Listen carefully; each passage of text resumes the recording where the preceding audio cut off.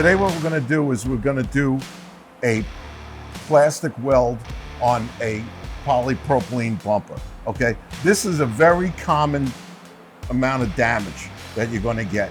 And believe it or not, this is repairable, okay? We're going to be very successful in repairing this, okay?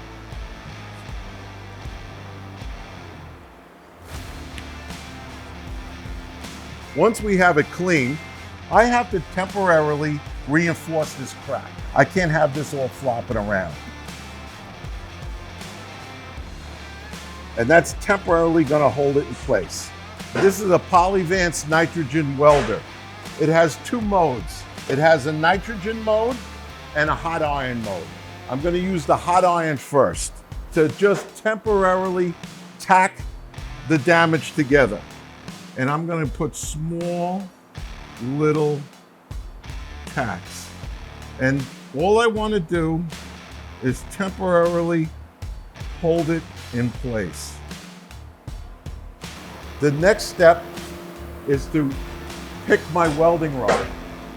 So since it's a polypropylene bumper, and 98% of the bumpers on the road today are polypropylene. I don't care if it's a Mercedes or a Honda, okay? It's gonna be polypropylene, okay?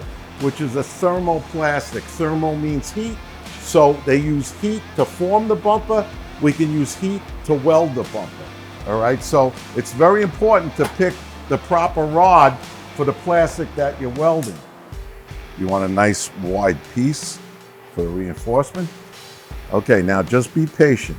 You might want to get in a little closer with the nitrogen, and right at that area, you're going to see both of them melt at the same time.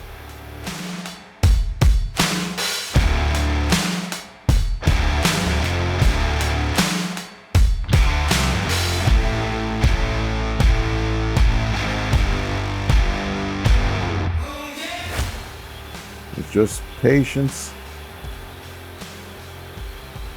Keep a nice even pressure on the ribbon, pushing down. Beautiful, okay? Now you're gonna put a reinforcement tee across here.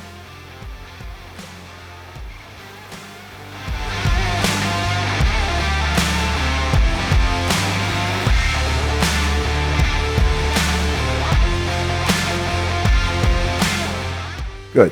Now you're gonna take your iron and you're gonna just wipe in the edges, okay? Always keeping the nitrogen on top of the hot iron.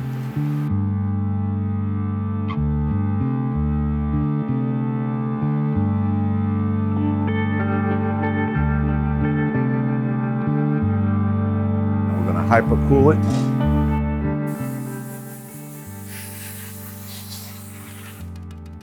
Okay, pull your tape off that way. Okay, that looks pretty good. Okay, now what you're gonna do is take the little 3-inch sander and you're gonna sand the paint off.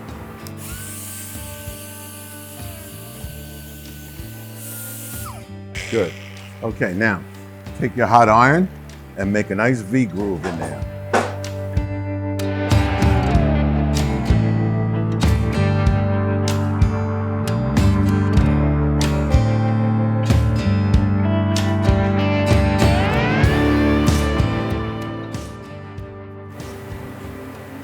And again, patience. You're gonna get them both melting at the same time. You'll start to feel the rod collapse under the pressure, you know, as soon as you got the right temperature. So especially in the beginning when you first start the weld, you gotta be patient. And when you start to feel that rod start to collapse, you know you got the right temperature and just a nice smooth weld all the way through.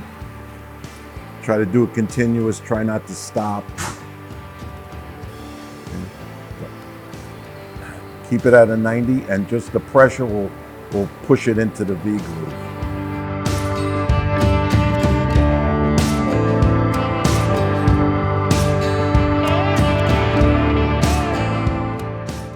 Okay, give yourself a nice little T on the top and then a little T on the bottom.